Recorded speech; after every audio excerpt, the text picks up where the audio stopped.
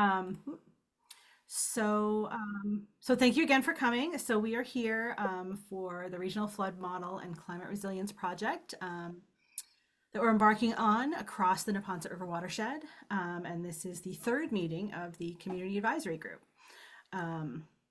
So again, thank you for your engagement. Your everybody has been great in really being active in this group, and I appreciate it. The entire project team appreciates it. Um, so today, I wanted to go around and have everybody reintroduce themselves. I've got a quick poll about future meetings this summer and fall. And then we're going to hear from Zoe Davis from uh, Climate Ready Boston. Um, and then we'll be moving into breakout rooms after just going over some of the relevant pieces of the climate collaborative framework that we started on in meeting number 2. Um, so that's what we have so far. So why don't we go around the screen, I guess, and if you could introduce yourself um, and tell us what you're most looking forward to this summer. So I will go first. My name is Carrie Snyder. I'm the Managing Director for Community Resilience at the Neponset River Watershed Association.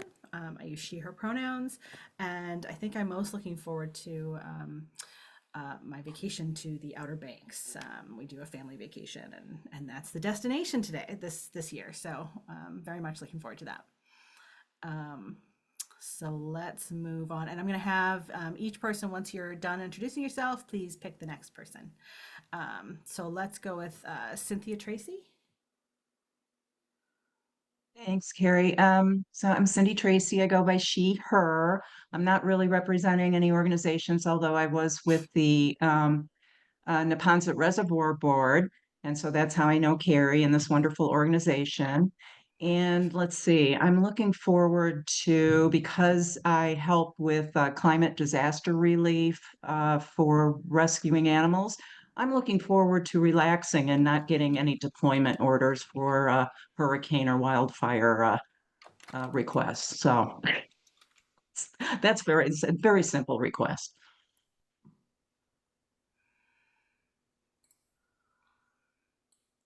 All right. You want to pick the next person, Cindy? Oh, Molly. Sure. Hi, I'm Molly Shea, she, her. I am a senior environmental planner at Metropolitan Area Planning Council. Um, and this summer, I am most looking forward to, ooh, this is hard. I should have thought about this beforehand. I would say I really like camping, and we didn't do it last year because we had a new little one, but we are going to attempt it this year. So wish us luck. And I will pass it to um Suzanne. Okay, thank you, Molly. Hi, everybody. I'm Suzanne Hinton. My pronouns are she, her. I am a consultant through NEPRA for the Hyde Park Neponset River Access Committee. We're working for a safe and accessible Neponset. Woo! I love the work, and I'm learning so much, and I'm meeting such cool people. And what I most look forward to this summer, I've got to divide my passions between cut flowers, which I'm working on, and eagle photography, because that's my season to get out on the pontoon boat with my dad and get my long lens out and get those eagles. Don't get me talking about it. I'm so excited. Can I pass it to Irmgard? Okay. I just want to make sure I wasn't muted. My name is Emgard Balo. She, her, they is fine too. I don't care. Um, uh, I'm part of the League of Women Voters for Westwood, Walpole, and um, and what are you most looking forward to this summer? Okay, I'm still at work, so maybe a little less at work. And maybe some time in the water because I really like the water. So if I can float around, it would be really nice. It's hard to do that at work. So that's it. Great. Do you want to pick the next person, Emmy? Did Zoe go? No, I Okay, how haven't about gone Zoe? yet. Okay. Very good. Hi everyone. My name is Zoe Davis. I use she, her pronouns. I work for the City of Boston's Environment Department on the Climate Ready team. Oh yeah, you're the And speaker. I am. And I'm excited about just warm, slow mornings with a cuppa on the deck. Yeah. Can I pass it to Martin? Did you say Martin? I did, yes. Thank you.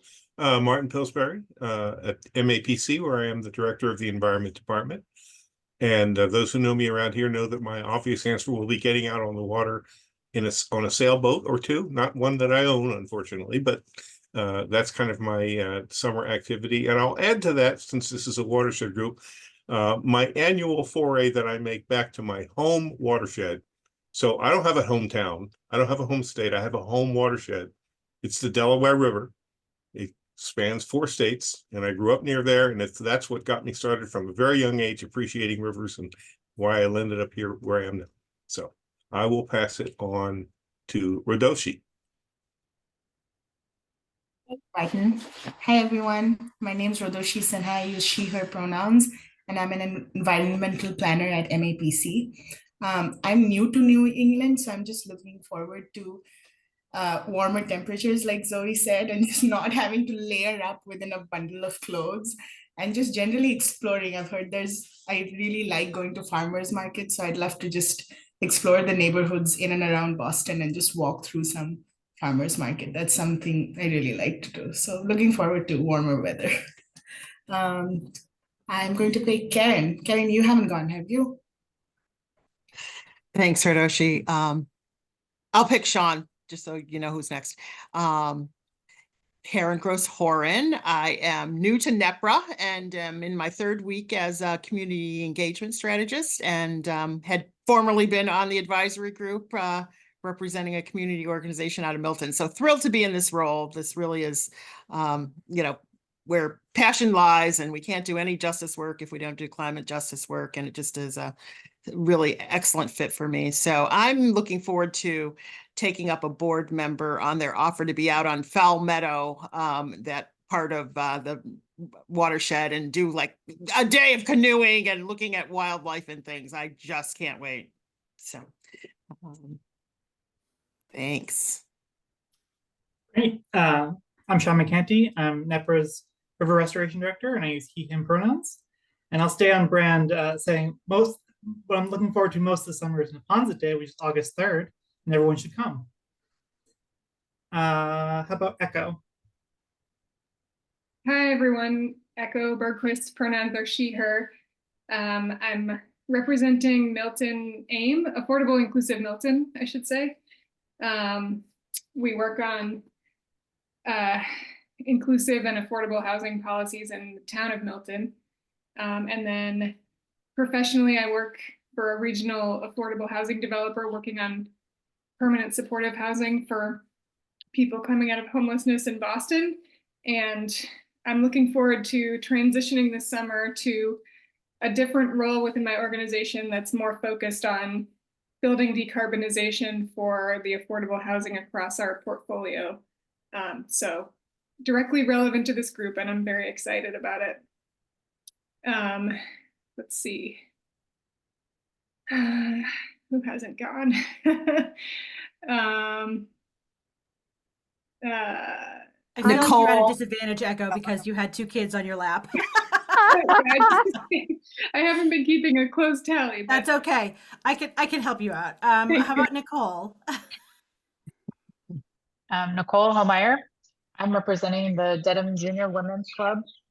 It's the Junior Women's Clubs actually are all across Massachusetts. A lot of the towns have them. We have different committees. I'm on the Environment Committee.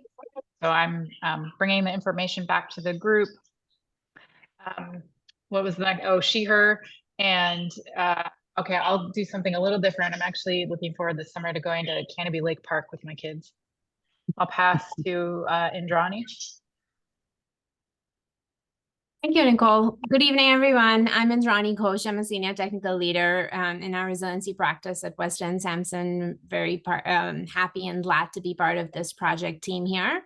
I use she, her pronouns, and I am looking forward to spending more time with my daughter this summer. And with that, I will pass it on to Jean. Thank you.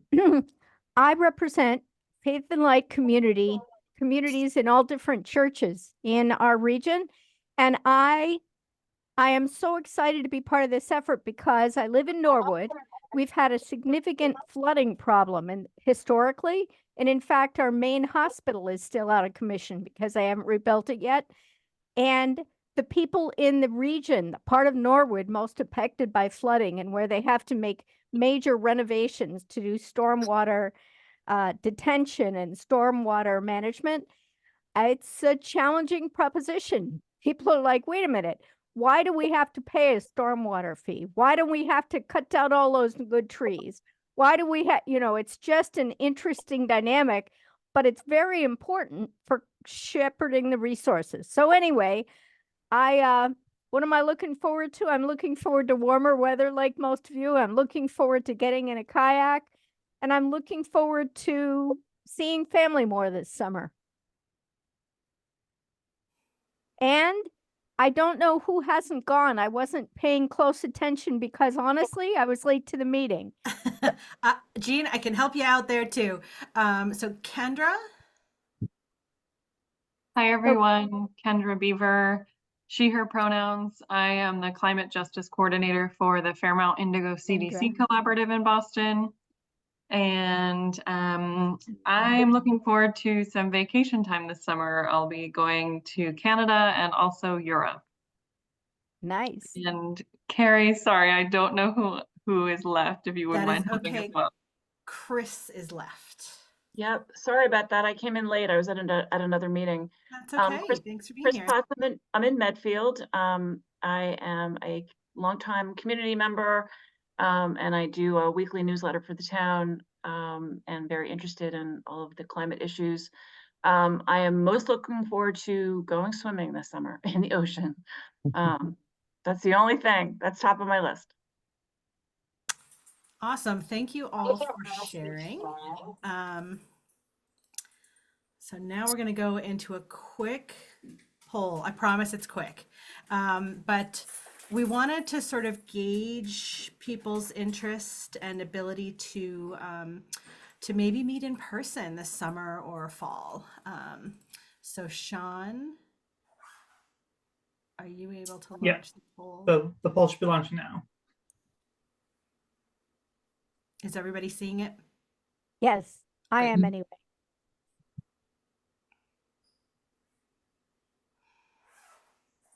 So the first poll, I think, has 3 questions, and then there's a single question, second poll.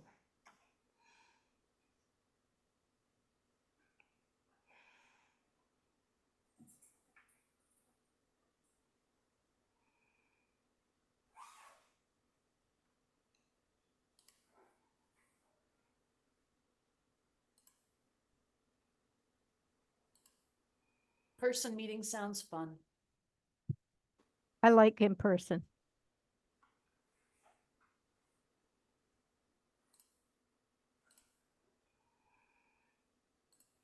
I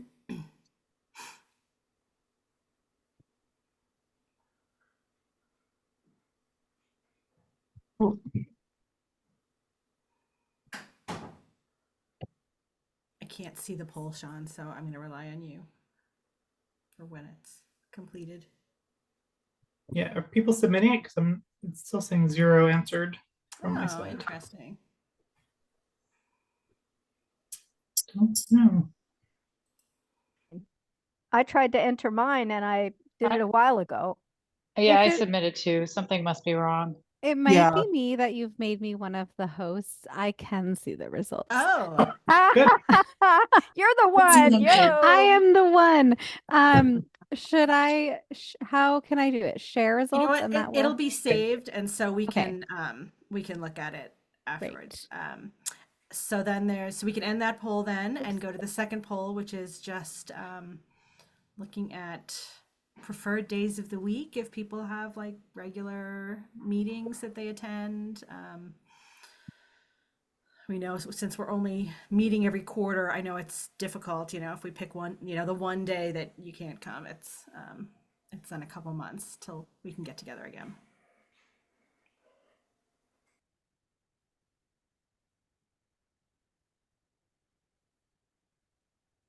So this poll should be up now, and I guess Molly, let us know when it seems like enough people have answered. I can definitely do that. Right now I have 9 of 11, which is the same amount we had last time. So I will end that unless anyone wants to squeeze in a last minute request. 10 of 11. Great. Awesome. So we will collate that information and talk about planning for the next couple of meetings. Now on to the main event. So we have invited Zoe Davis to come speak to you today. I'm very excited because I always like hearing her speak about the fabulous things that they're doing in Boston. And the topic we picked heat as the topic for this quarter's meeting because that next to green infrastructure, which we talked about in the last meeting, heat was the next highest concern that folks in this group had talked about. So we wanted to chat a little bit about that. So I think I have stopped sharing. Yes. Yep. I can go ahead and share my screen. Yeah. Alrighty. Let me know if you can see this. Happy to make it a little bigger for folks.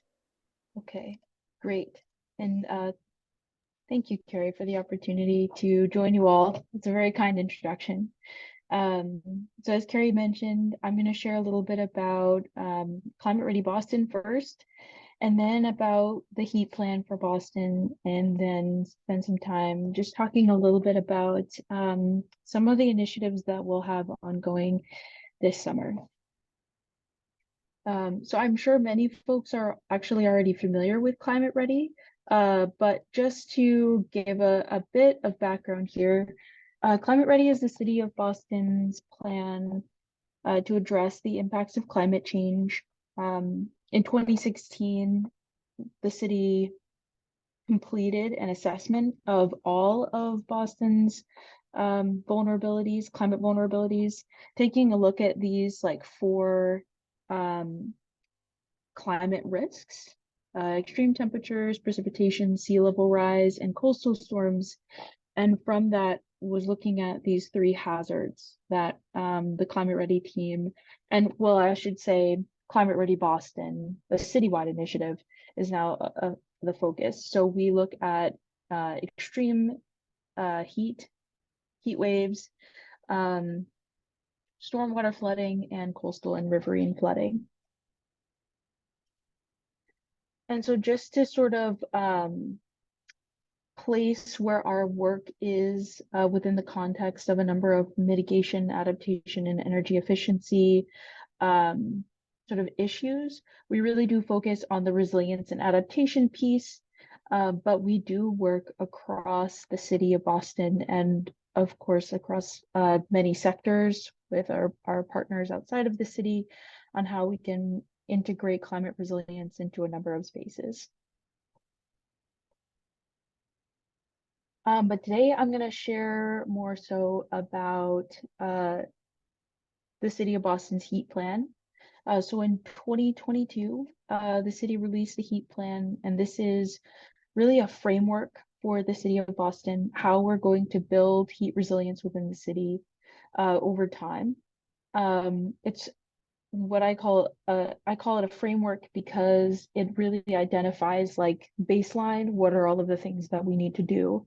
And then once we've identified that, then we can move forward with defining how it gets done. We do within the plan define some aspects of that, but this is mainly our like roadmap for understanding where all of the areas that we need to be focusing in on. The heat plan is a citywide plan, but we do recognize that there are temperature hotspots across the city of Boston. And so there is a focus on these areas in particular. And these areas also overlap with where we see environmental justice communities. So these are communities of color, low-income communities, and communities where there's a language spoken other than English as well. So when we talk about heat resilience for the city of Boston, and what that means in terms of how we're achieving heat resilience, we're looking at these three aspects: trying to reduce heat exposure, thinking both indoors and outdoors, helping residents and visitors adapt to extreme heat. And I should add, this need to adapt to extreme heat is both for people, but also for our infrastructure, for our operational infrastructure and programming as well. And then also heat resilient strategies also aim to address the sensitivities. So how can we design things with various sensitivities and vulnerabilities in mind? Because we understand that there are heat vulnerable populations. We understand that there are socially vulnerable populations where extreme temperatures does exacerbate existing social pressures. I think I have a random slide that snuck in here, so I'm gonna just move into this one, where I just want to give you a little bit of a framing for heat risk within the city of Boston. I know there's like a lot of graphs and a lot of numbers here, but I think the main takeaway is that over a number of years, we are seeing an increase in temperatures overall within like Massachusetts, the northeastern area. Within the city of Boston specifically, we tend to see around 10 days over 90 degrees. But through the heat plan, we have seen some, we essentially did some modeling to understand what extreme temperatures would look like in the future. And so we can expect to see, based on our modeling, around 60 days over 90 degrees every year. I will add that like this graph that you're seeing here, I'm just gonna move some things around so I can also see it. This graph that you're seeing here on the right, it does show the business as usual emission scenario. So this is the highest emission scenario, showing our 90-degree threshold, the 95-degree threshold, and the 100-degree threshold. And this is what we use essentially to mark when we are declaring heat advisories and heat emergencies. But overall, over time, through the 2030s into the 2070s, which is our primary planning horizon, we do see a dramatic increase in the number of extreme heat days. And as we like think about how we'll see this increase over time, another part of this conversation is thinking about how extreme heat is also going to become a bit more of a chronic issue. We often talk about the emergencies that occur at specific points in the summer, but we will see a longer amount of time where it's just, you know, over 80 degrees, in some cases over 90 degrees. So as we're thinking about how we plan for the impacts of extreme heat, both the acute emergencies and the more chronic condition of dealing with extreme heat, these are the sort of factors that we've considered in the development of our strategies. Taking a look at the built surroundings within the city, areas that have close proximity to trees and parks, Boston's weather overall, taking into consideration like personal experiences with extreme heat, noting different individuals have various vulnerabilities to extreme heat.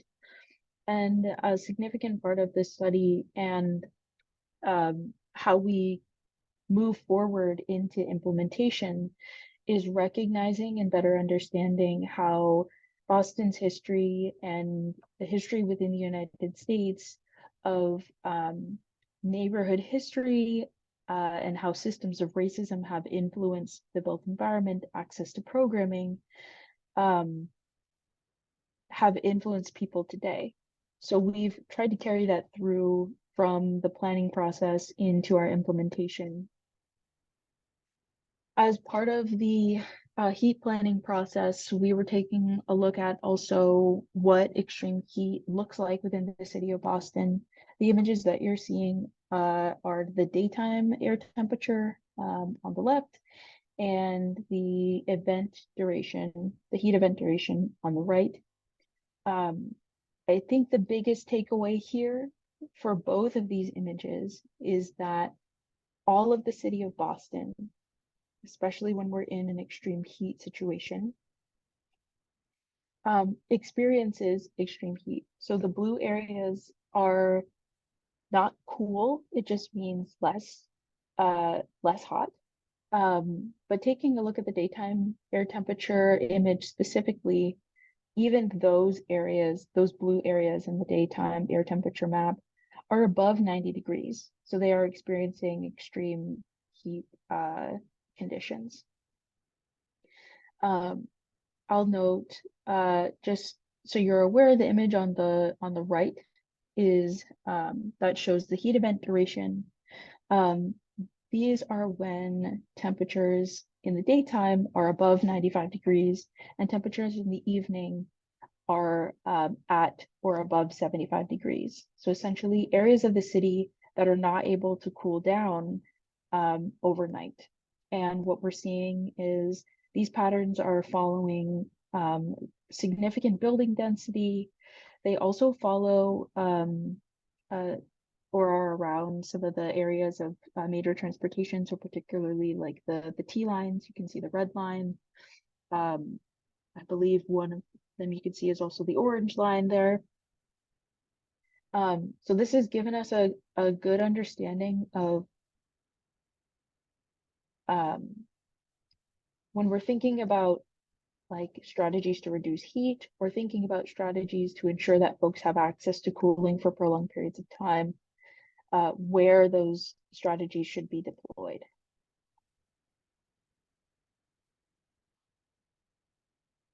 And so in thinking about like where extreme heat is within the city or what the distribution of extreme heat looks like across the city and how that has been impacted by the built environment today and how the built environment today has been impacted and formed by historic policy, we wanted to take a look at how we might map that. So as a part of the planning process, we reviewed our heat event duration map against a map of the Homeowners Loan Corporation grading system. So this is a grading system that was used to essentially determine where loans were provided so that folks could take out loans for housing. There were a series of 4 grades that were used to essentially rate the riskiness of where loans were provided. And so areas that were graded A or best or B, or areas that were still desirable are essentially in this, the far left image. Areas that were graded C are declining in the center, and then areas that were graded D or hazardous are what we understand to be redlined areas. And so this is just a visual comparison to show that historic policies and tools really do have an impact on how cities are built and what people experience today. And it essentially shows that areas that were graded declining or hazardous are overall hotter than areas graded best or still desirable. So taking into consideration that analysis, our new heat maps and the framework behind what are all of the things that we need to consider to create a comprehensive and holistic extreme heat strategy, we have defined about 26 strategies across these 8 focus areas. So the top row shows strategies that are focused on education, building awareness, communications and operation, programming. And then the second row shows strategies that are focused on the built environment factors. So how are we cooling our buildings? How are we building resilient parks and integrating trees and green infrastructure? Trying to reduce extreme temperatures within the public right-of-way through transportation and other types of infrastructure. And then how does zoning and permitting, how can we essentially use that and integrate provisions for heat resilience? So I'm almost coming to the end of my presentation here, but I did just want to share, as we're moving into implementation, and even with the release of the heat plan, this sort of shows how a bit of the workflow for how projects get implemented.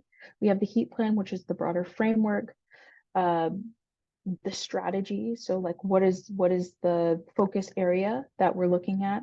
And then the program that houses the specific project.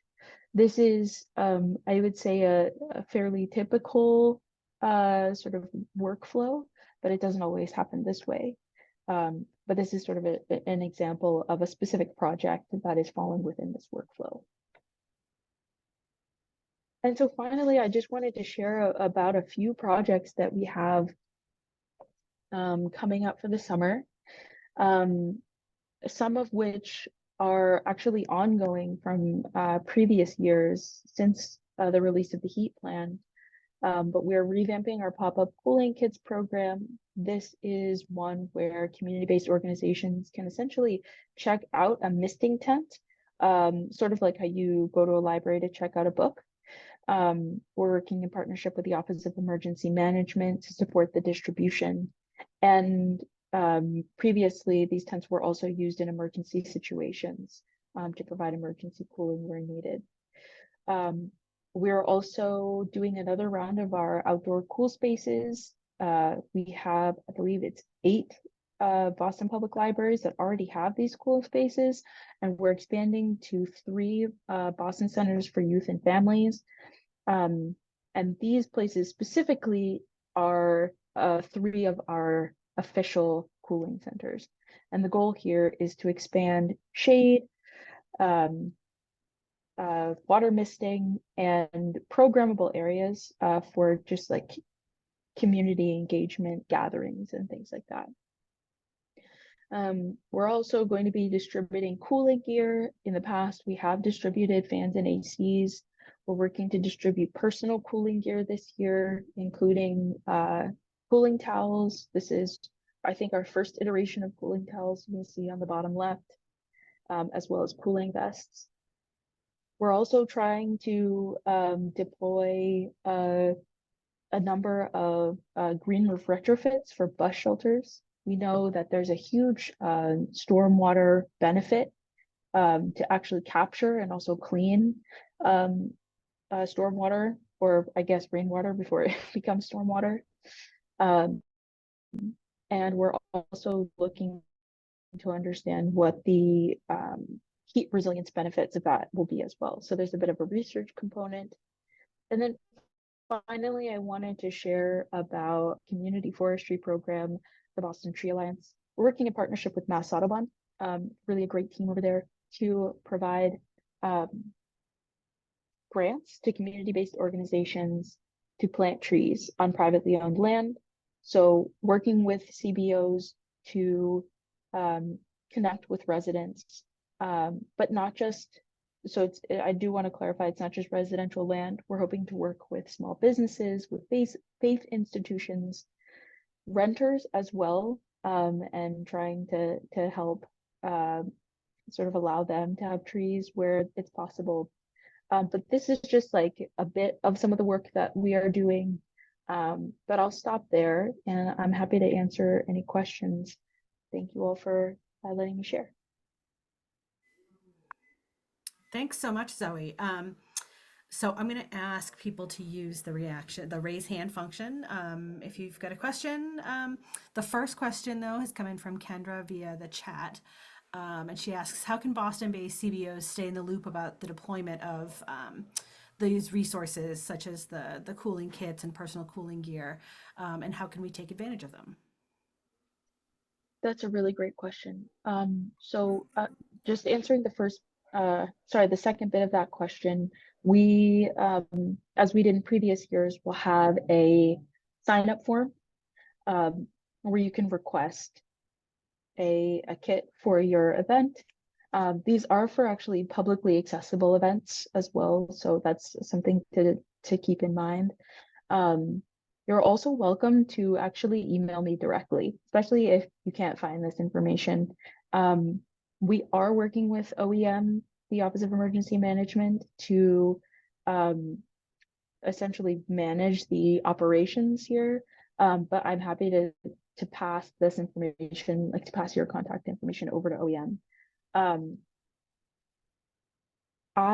In terms of like how this information is getting out, we're working with the Green New Deal team in the mayor's office to actually have a pretty robust communications campaign for all of these projects. So that's one avenue. We're also going to be working with the ONS liaisons to try to get information out as well. But I think one of my goals this summer is to actually have a bit of a roadshow for some of the work that's ongoing, to like sort of like in forums like this to share about these types of resources. But I would honestly welcome, like, if there are ways where your communities are, like if there are ways that we can better connect with your communities, then let us know, let me know, so that we can try to like work through those channels as well.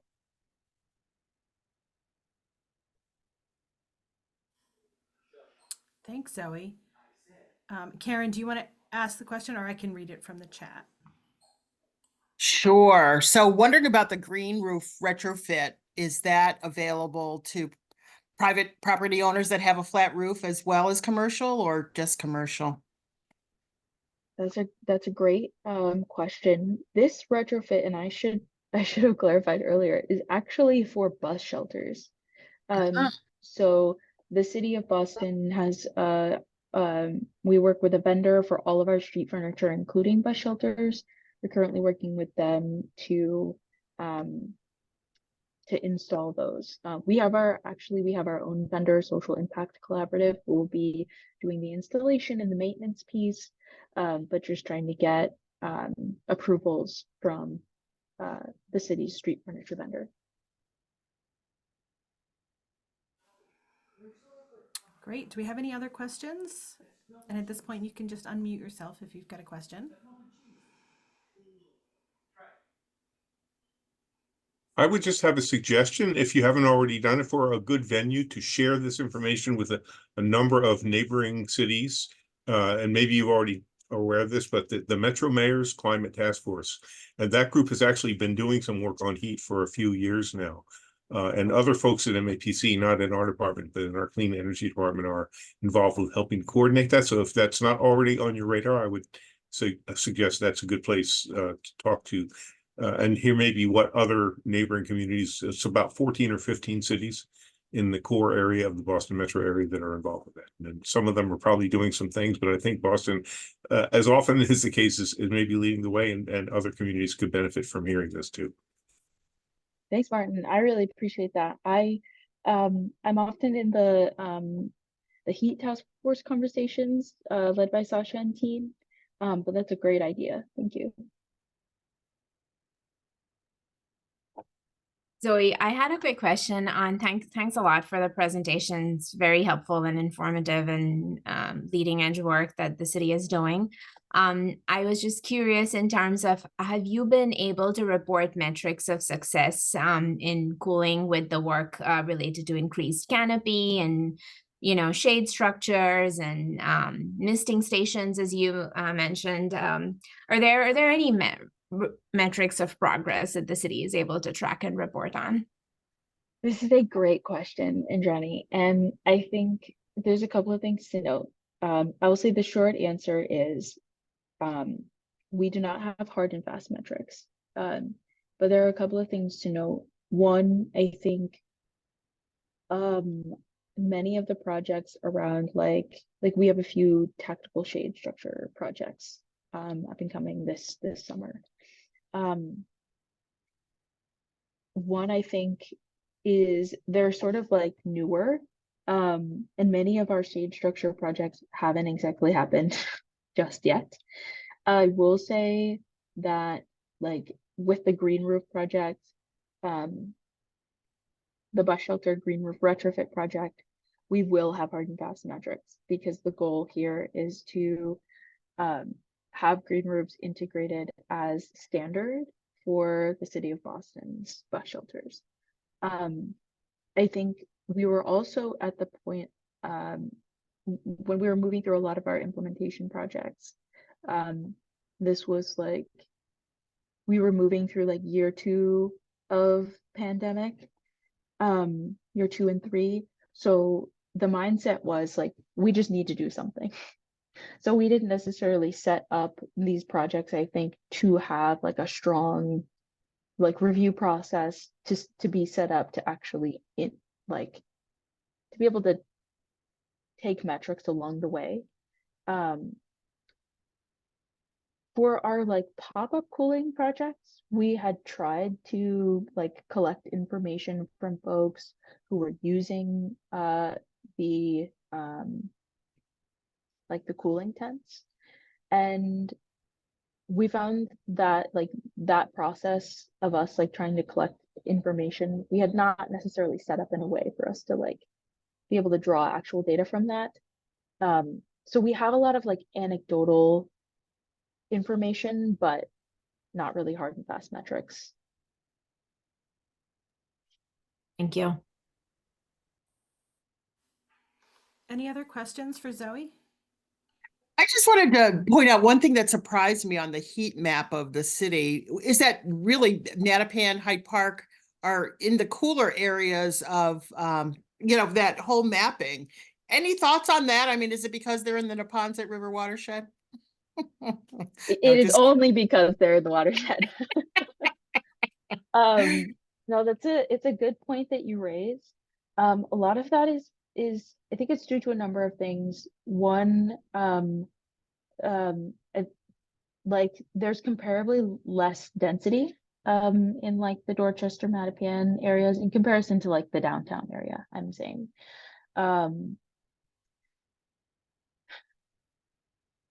One thing that we had seen in our analysis is some of these areas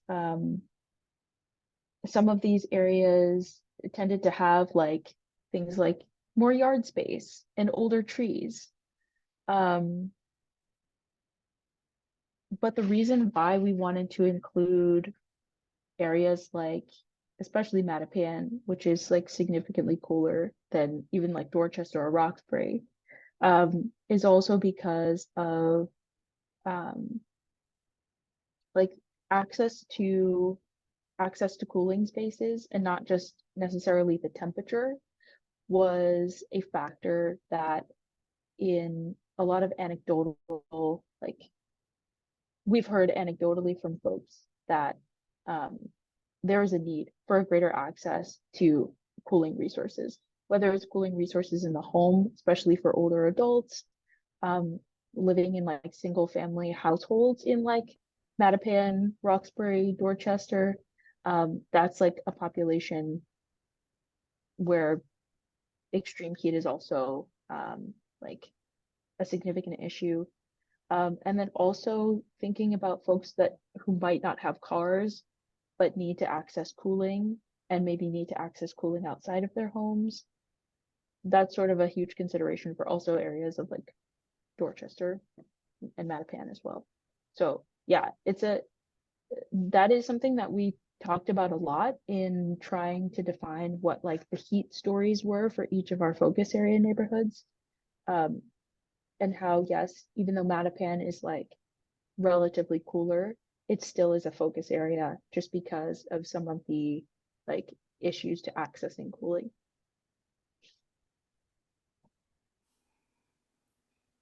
Emmy, do you want to ask your question? Or I can read it from the chat too. When you do your heat, do you count the tree canopy area within your tree map? I mean, to make it sort of even more objective in terms of like the Mattapan, Dorchester comments. I mean, is that really correlating? I mean, basically. And that might give support for we should have more tree-lined areas. Yeah, for sure. At the time, the Parks Department was working on the urban forest plan as well as the open space and recreation plan. And lucky for us, they had actually moved through the tree canopy assessment, which notably is only street trees. But taking into consideration the tree canopy was like a significant part of our model to develop the maps. But then also in looking at like the comparison of the homeowners loan corporation grades, we did see like a significant percentage in like higher tree canopy and higher park space, percentage of park space in areas like JP in comparison to like even especially the downtown area, parts of Roxbury and Dorchester as well. Yeah, so I think there's another question, sort of the same kind of question. So can you not just do satellite imaging of the trees? Like you can see trees, from the like a satellite imaging. I mean, Google must have all the trees, I was just thinking you could just overlay those maps, at this point. I'm just wondering, I just think it just gives a lot of support that sort of encourage people in all environments to really use deciduous type trees for the summer protection, and then they kind of disappear in the winter, and kind of really thoughtful planting of kind of more natural things. I mean, I think that the tent canopies are, to me, it's like a short-term solution, right? Until the trees would grow. It's not, to me, something that I find, I mean, it might be nice next to a southern facing window in the summer, but I'm just not sure it's a long-term plan. Like to me, a tree is a home. Yeah. It's a second home. I think you raise a really good point. There are a number of initiatives like specifically related to trees in terms of like park trees and street trees. The Parks Department and the new urban forestry crew, they are like mobilizing the urban forest plan in terms of like other areas, so notably privately owned land where the city doesn't necessarily have jurisdiction to plant trees. That's why we're trying to stand up this community forestry program. And I think in terms of sort of building momentum and literacy, education within like Boston communities to talk about trees and the benefits of trees, I can see organizations like the Neponset River Watershed really being an asset, where it's not necessarily the organization has to go and plant trees, but supporting like educating folks about it, getting the word out about resources like the Boston Tree Alliance, so that we can move towards like more long-term or implementing long-term solutions like planting trees. Yeah, while we also have like these near-term, like acute projects like pop-up pop-up cooling kits. Yeah. Echo, did you have a question? I did, but I think it was answered in Okay. this one. Yeah, thanks. Kendra had a follow-up. Kendra, I don't know if you want to ask it or I can read it.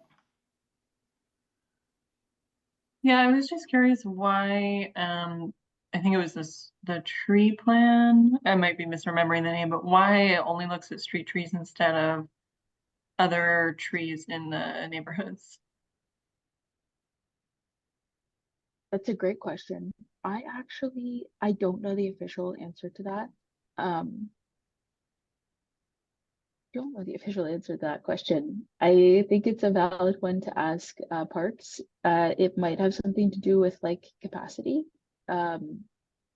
just because they were it was not like a separate initiative, but it was more so a part of like the urban forest plan. There was a like more general assessment of Boston's tree canopy in 2019, where they didn't have folks like physically out there trying to measure tree canopy, but it was more of like a satellite assessment of like the increase and the decrease of canopy over time in the city of Boston, I think over about 5 years. But that's a good question, Kendra. I'm not really sure about what the answer is though, specifically.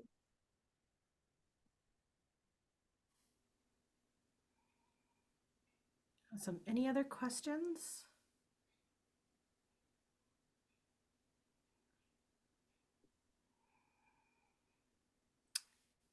All right. Well, Zoe, again, thank you so much for being here today. That was really informative. Thank you for letting us record it because we do have some folks who could make it tonight, and I know they're going to be very interested. You know, I know Boston is our most urban, you know, Boston and Quincy are our most urban areas in the watershed, but, you know, so much of the watershed is suburban and built out. And I really think that what you're doing in Boston, it, you know, can be replicated elsewhere. I'd love to have a heat map of the watershed. Well, thank you so much for the opportunity. I really appreciate it.